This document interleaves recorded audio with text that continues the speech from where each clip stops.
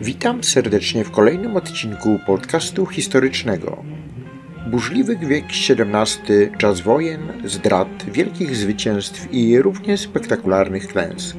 Ale dziś nie o husarii czy pancernej jeździe będzie mowa. Tym razem skupimy się na formacji, która przybyła do Rzeczypospolitej z zachodu, przynosząc ze sobą nowy styl walki, dyscyplinę i ogień. Dosłownie.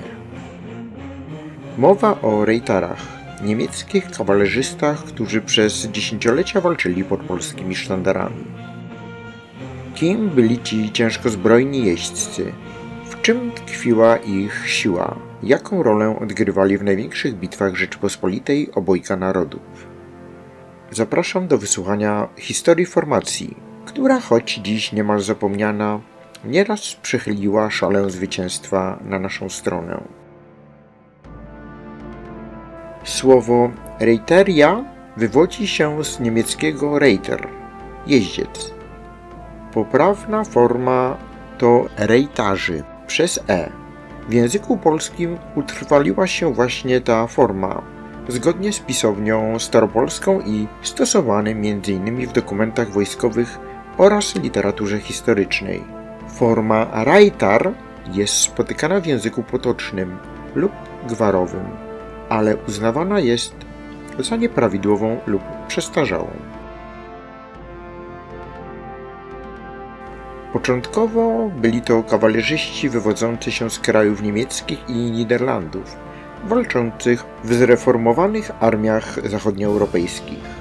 Ich pojawienie się w Rzeczypospolitej wiązało się z potrzebą stworzenia formacji zdolnej do walki ogniowej i szybkiego manewru, czego nie dawała ani husaria, ani jazda pancerna. Rejtarzy byli żołnierzami zawodowymi, często najemnikami. Ich największym atutem była broń palna, karabin i para pistoletów, które nosili w olstrach po bokach siodła. W przeciwieństwie do husarii nie polegali na sile impetu, lecz na zdyscyplinowanych salwach ogniowych, często z bliskiej odległości, jak pisał anonimowy relacjonista kampanii smoleńskiej.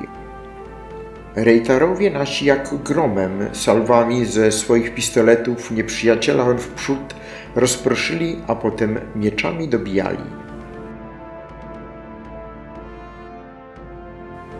Rejtar nosił metalowy kirys i naplecznik, hełm typu kapalin lub morion, a także wysokie buty i rękawice ochronne. Byli to kawalerzyści średnio lub ciężko zbrojni. Ich głównym orężem nie była kopia, lecz właśnie pistolety i szabla, czasem rapier. Na polu bitwy rejtarzy ustawiali się w szeregach po kilka rzędów. Ich charakterystyczną taktyką było tzw. karakol, jazda kołowa. Polegała na tym, że kolejne szeregi podjeżdżały do przeciwnika, oddawały salwę z pistoletów i cofały się, ustępując miejsca następnym. Już w instrukcjach wojskowych z epoki zalecano: rejtar powinien 2 pary pistoletów mieć i z konia celować. Choć ta metoda z czasem wyszła z użycia, to właśnie w tej formie rejtarzy byli wykorzystywani podczas najważniejszych kampanii. Pierwsi rejtarzy pojawili się w Rzeczypospolitej już w drugiej połowie XVI wieku jako najemnicy. Jednak ich prawdziwy rozkwit nastąpił podczas wojen ze Szwecją, Rosją i Kozakami. Podczas potopu szwedzkiego odegrali kluczową rolę. To właśnie rejtarzy walczyli w szeregach Armii Koronnej pod Nowym Dworem, w obronie Warszawy, a także podczas słynnej kampanii Czarnieckiego w Danii.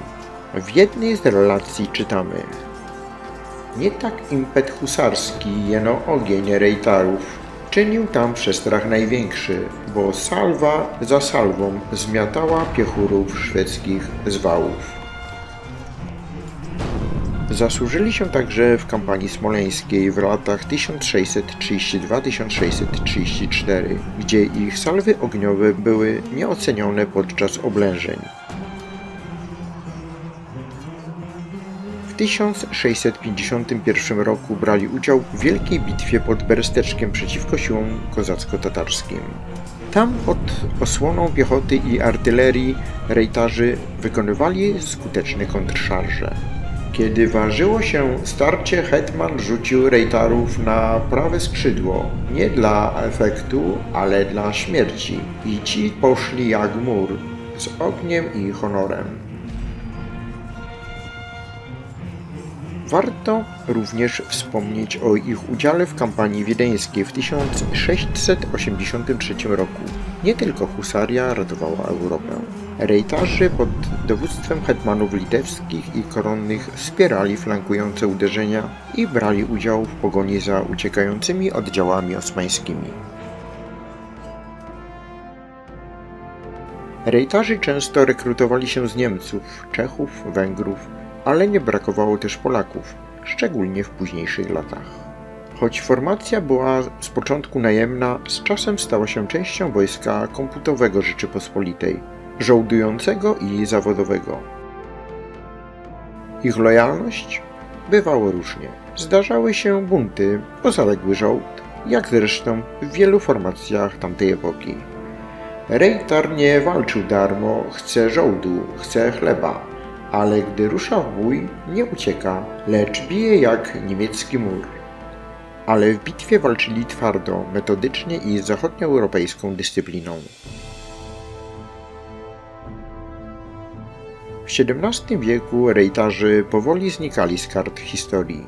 Postępująca unifikacja armii, wzorce francuskie i austriackie, a także rozwój kawalerii narodowej sprawiły, że formacja ta straciła swój charakterystyczny styl.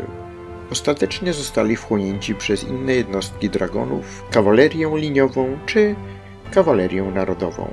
Ale ich dziedzictwo taktyczne i technologiczne przetrwało. Byli zapowiedzią nowoczesnej jazdy ogniowej, która zdominowała XVII i XIX wiek. Rejtarzy formacja może mniej efektowna niż husaria, ale nie mniej ważna. To oni trzymali linię, osłaniali flankę, przeprowadzali kontruderzenia i sianie ognia traktowali jako chleb powszedni. Ich niemiecka dyscyplina, zachodni sprzęt i polskie doświadczenie tworzyły kombinację śmiertelnie skuteczną. Dziś rejtarzy zniknęli z podręczników i świadomości, ale ich wpływ na sztukę wojenną przetrwał. Gdy patrzymy na kawalerię ogniową epoki napoleońskiej, warto pamiętać, że to właśnie oni byli pierwszymi zwiastunami ognia z siodła. Mam nadzieję, że ten odcinek przybliżył Wam rolę rejtarów w Armii Rzeczypospolitej, tych cichych, zapomnianych bohaterów XVII-wiecznych pól bitew. Dziękuję za uwagę i zapraszam na kolejne odcinki podcastu historycznego.